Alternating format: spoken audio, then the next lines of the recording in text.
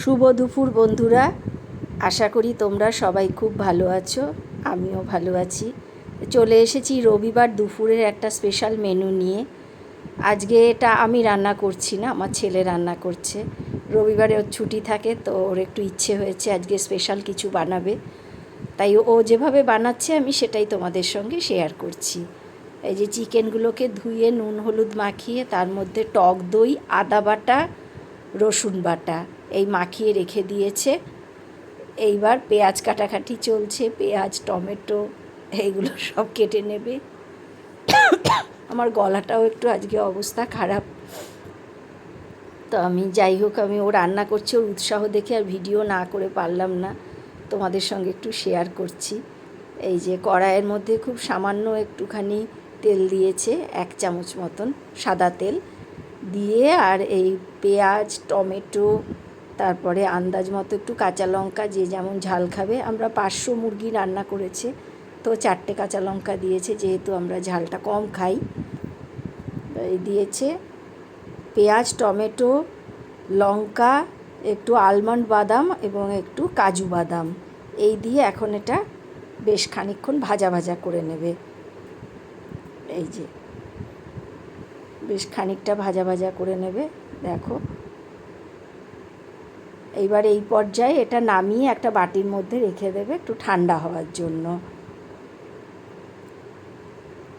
এটা নামিয়ে রেখে দেবে।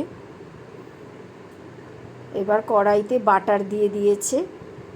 বাটারটা একটু গরম হওয়ার পরে এই যে চিকেনগুলোকে একটা একটা করে এইভাবে দিয়ে ভেজে, মিডিয়াম ভাজা হবে, খুব কড়া না আবার একেবারে সাদাও না, ওরকমভাবে ভেজে নিয়েছে। আর এই যে সেই মশলাটা এখন মিক্সিতে দিয়ে এটা একটা পেস্ট করে নেবে।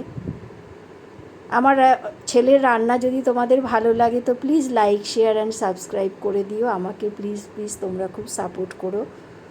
আর এই যে দেখো চিকেনগুলো সব ভাজা হয়ে গেছে, আর এই যে মশলাটাও পেস্ট তৈরি হয়ে গেছে। এইবার কড়াইতে চিকেন ভাজার পরে যে বাটারটা বেঁচেছিল সেটাই দিয়ে দিয়েছে। দেওয়ার পরে এইবারে ওই মশলাটা ছেড়ে দেবে, যেটা ভেজে বেটে নিয়েছিল, পেঁয়াজ টমেটো এই সমস্ত। এই যে দেখো তেলটা, বাটারটা একটু গরম হবে, হবার পরে এই মশলাটা ছেড়ে দেবে। এই যে মশলাটা এবারে ছেড়ে দিচ্ছে বাটারের মধ্যে।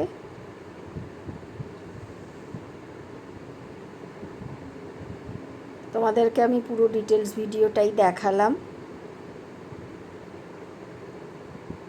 তোমরা কারা কারা এইভাবে রান্না করো আমাকে অবশ্যই কমেন্ট বক্সে জানাবে।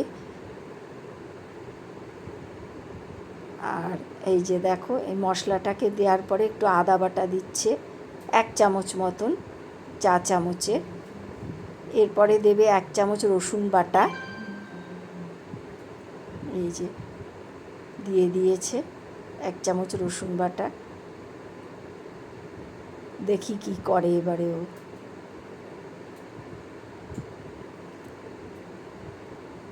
এই যে এবার একটু নেড়ে চেড়ে নিচ্ছে এটাকে, আন্দাজ মতো একটু জিরে ধনের গুঁড়ো দিয়ে দিচ্ছে, ওই ছোটো চামচের 1 চামচ মতোই দিয়েছে। এই যে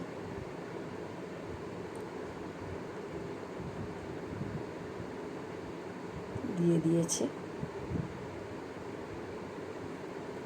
এরপরে দেবে কাশ্মীরি লঙ্কার গুঁড়ো 2 চামচ মতন দিয়ে দিচ্ছে। দিয়ে এবার মশলাটা বেশ ভালোভাবে কষা হবে। এবারে নাড়াচাড়া করবে, মোটামুটি অর্ধেকটা কষা হওয়ার পরে চিকেনগুলো দিয়ে একটু ঢাকা দিয়ে দেবে।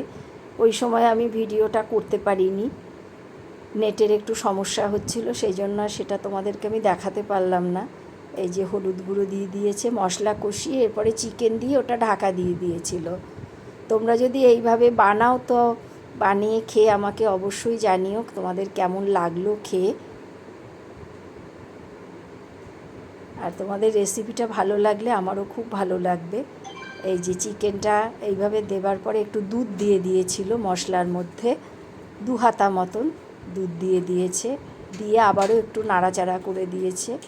দিয়ে আর এই পর্যায়ে চিকেনটাকে দিয়ে এই ধরো 10-15 মিনিট মতো একটু ঢাকা দিয়ে দিয়েছিল সেদ্ধ হওয়ার জন্য।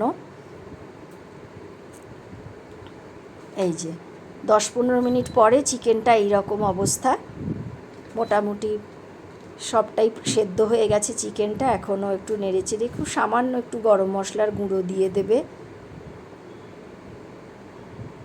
দেখে নাও তোমরা। এই যে রান্নাটা হয়েই এসেছে, আর একটুখানি বাকি আছে। এই যে সামান্য গরম মশলা দিয়ে দিল এবং খানিকটা আমুলের ফ্রেশ ক্রিম দিয়ে দেবে। এটা গ্যাস বন্ধ করে দেবে, ফ্রেশ ক্রিম দিয়ে নেড়েচেড়ে এইভাবে রেখে দেবে। তা তৈরি হয়ে গেল সানডে চিকেন স্পেশাল রেসিপি। ভিডিওটা শেষ করছি, টাটা।